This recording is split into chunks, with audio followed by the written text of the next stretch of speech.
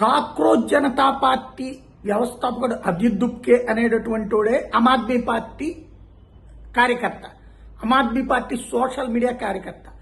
Aam Aadmi party మీద ప్రజల్లో నమ్మకం కోల్పోయేటప్పటికీ, తన ఫేస్ మీద విలువ కోల్పోయేటప్పటికీ అజిత్ దుప్కేను ముందు పెట్టి కథ నడిపించిందే కేజ్రీవాల్.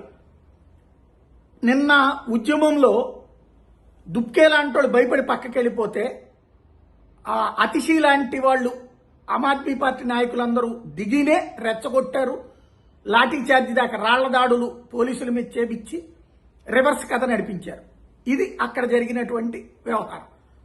అయితే పోలీసులు కేసులు ఇవన్నీ పెట్టకుండా వాళ్ళందరినీ అవతలకి తరలించేయడం, రాత్రి ఇక నిన్నంతా ఢిల్లీ అల్లకల్లోలం అయిపోతుంది అనుకుంటే పరిస్థితి చక్కదిద్దడంలో అమిత్ షా వ్యూహం ఫలించింది.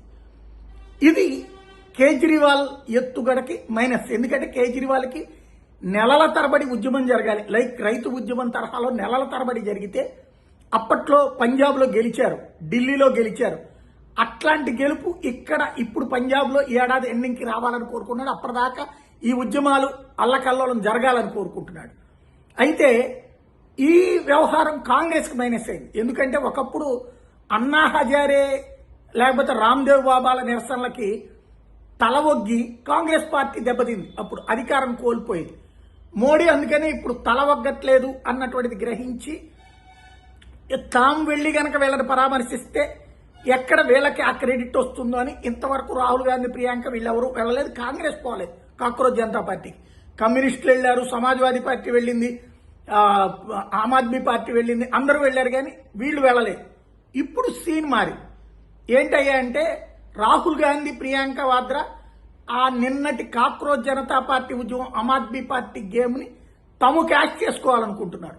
వాళ్ళు వెళ్ళి ప్రధానమంత్రి ఇంటి ముందు నుంచుని 5 డిమాండ్ అంటూ అందులో పార్లమెంట్లో చర్చ జరగాలి, పరిహారాలు ఇవ్వాలి, ధర్మేంద్ర ప్రధాన్ రాజీనామా, ఇవన్నిటి గురించి పెట్టడం, ప్రభుత్వం కూడా వెంటనే జితేంద్ర సింగ్ మంత్రిని చర్చలకు పంపించడం, ఆ పైన హోంశాఖ కార్యదర్శిని పంపించడం, ఇదంతా ఈ క్రెడిట్ అంతా రాహుల్కి వెళ్ళిపోయే పరిస్థితి వచ్చింది.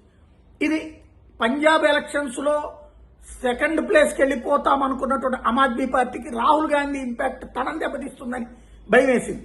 వెంటనే నేరుగా కేజ్రీవాల్ జంతర్ మంతర్ దగ్గరికి పరిగెత్తుకెళ్ళాడు.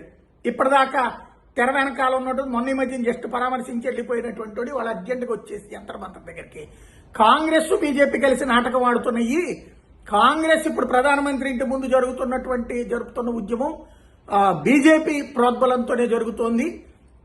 బీజేపీ ప్రభుత్వాన్ని కాపాడేందుకు, ఉద్యమాన్ని దారి మళ్లించేందుకు రాహుల్ గాంధీ టీం నాటకాలు ఆడుతోందని ఐఎన్డీఏలోనే భాగస్వామి అయ్యి కాంగ్రెస్ మిత్రపక్షంగా ఉన్నటువంటి ఆమ్ ఆద్మీ పార్టీ స్టేట్మెంట్ ఇస్తోంది, కేజ్రీవాల్ స్టేట్మెంట్ ఇస్తున్నాడు. కథ రసకందాయకంలో పడింది.